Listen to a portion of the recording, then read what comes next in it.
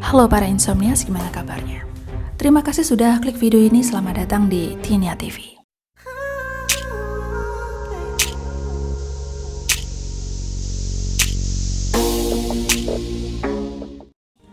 Kalian lihat apa ini?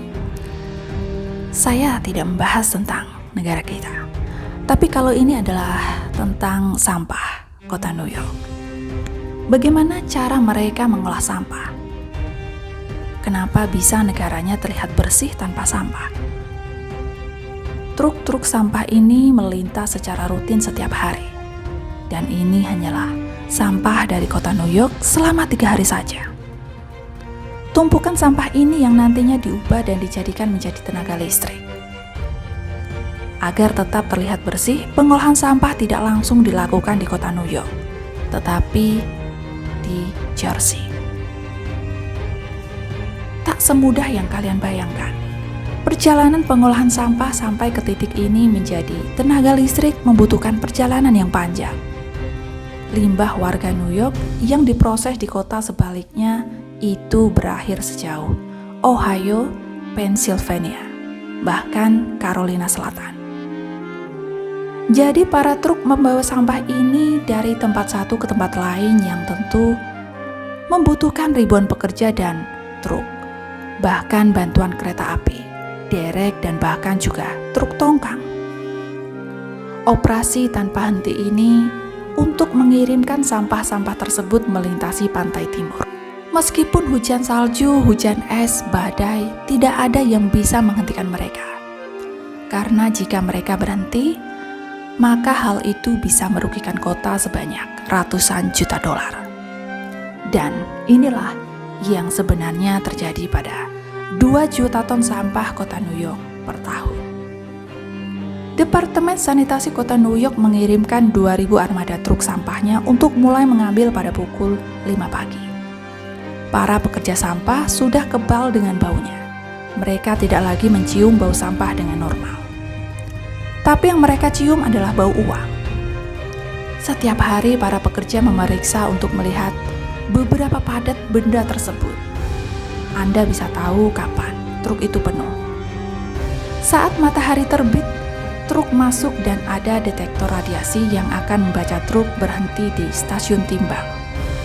Sekaligus untuk membantu kota melacak seberapa banyak sampah yang dihasilkan kota New York hari ini. Bisa terhitung sampah yang dihasilkan sekitar 450 sampai 600 ton sehari. Dengan cepat sampah dari truk dimasukkan ke dalam wadah berlapis yang kemudian segera menutup rapat dan menyegelnya. Hal ini untuk menjaga baunya agar tetap rendah. Setelah Departemen Sanitasi menyegel wadah dan menggesernya ke dermaga, kemudian beralih ke Covanta, yaitu perusahaan penanganan sampah. Mereka menangani 2 stasiun transfer laut di kota tersebut.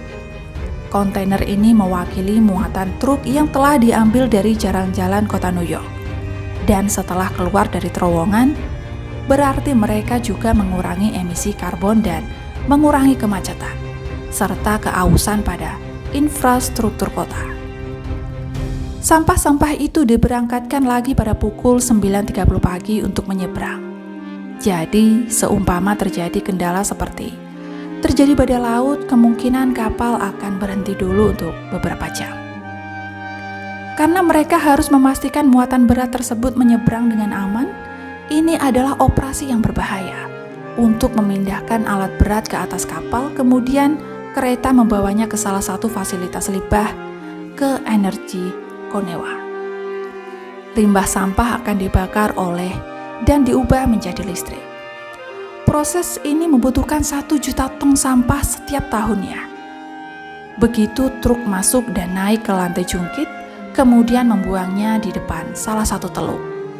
Lalu traktor mendorong sampah ke dalam lubang sedalam 93 kaki dan panjang 270 kaki.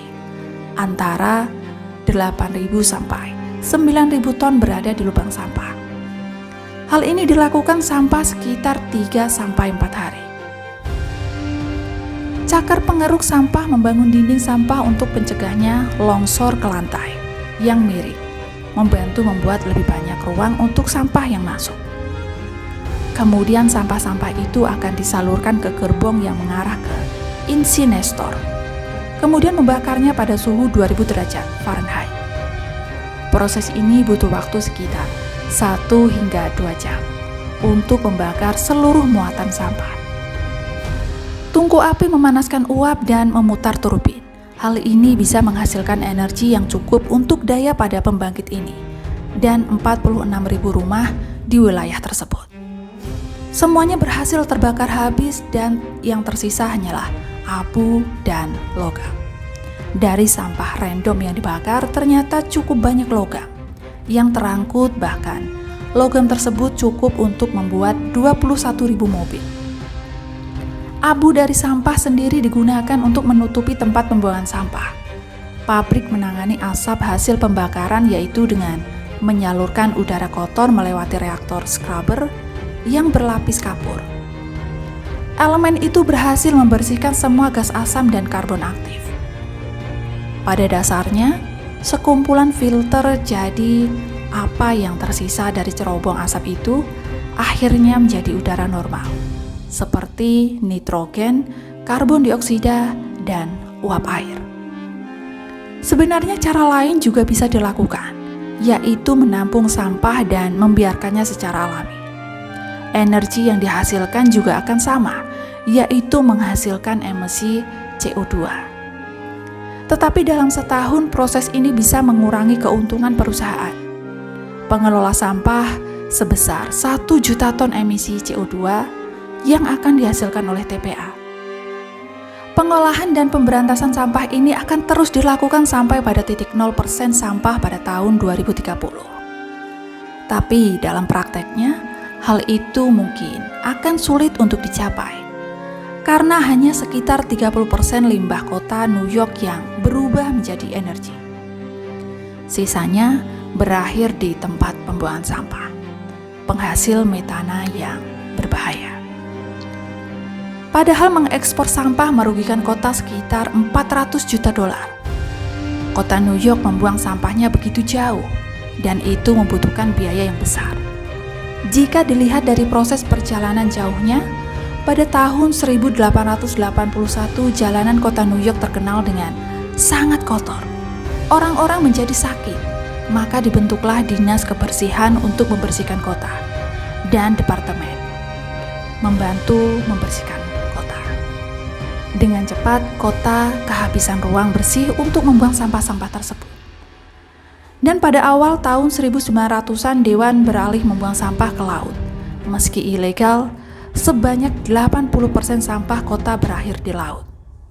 Hal ini berlanjut hingga tahun 1934. Ketika kasus pembuangan sampah tersebut akhirnya membuang sampah dan dihentikan.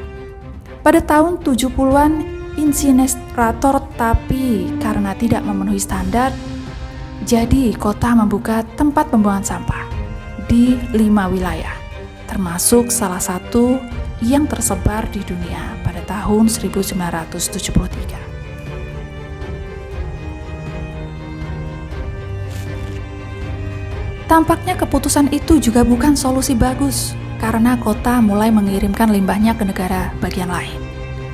Sebagian besar TPA di kawasan ini sudah cukup penuh, sehingga TPA yang tersedia semakin lama semakin jauh. Jadi, mengekspor sampah adalah praktik yang mahal dan butuh biaya. Tentu saja hal itu membebani masyarakat. Jauh dari penampakan indah gedung pencakar langit yang mengkilap, hal inilah satu-satunya pilihan kota New York. Tetap mengekspor sampah. Saya Tini, sampai jumpa lagi di bahasan menarik lainnya.